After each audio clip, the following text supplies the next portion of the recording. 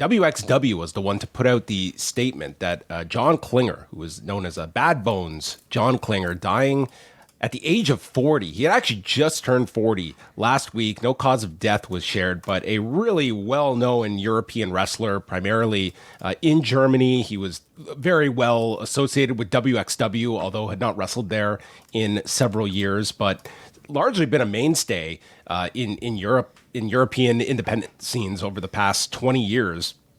He was a multiple-time champion, held all of the major titles in wXw, and of all the big names that has gone through Europe, like he wrestled like a who's who of people. He won the 16 karat gold tournament in 2008, which was just looking at the brackets for this thing. He went through PCO, El Generico, Aris, and then Bryan Danielson in the final.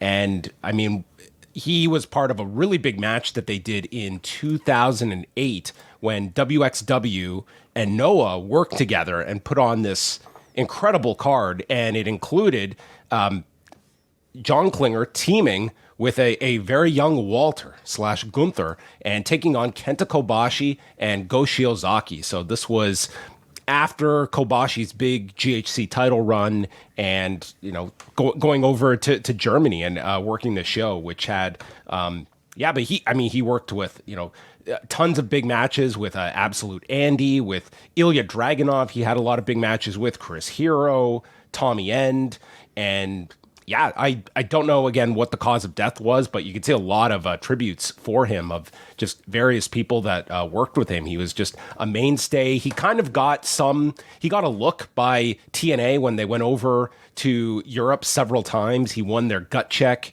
in 2011, but never materialized into anything significant with the company. He seemed to be kind of that class of European wrestlers that were on the rise, but didn't get the big U.S. contract with a national company, but had been wrestling he worked as recently as last week against Flash Morgan Webster. And so it's a very, very sad story about a guy who's very young at 40 years of age.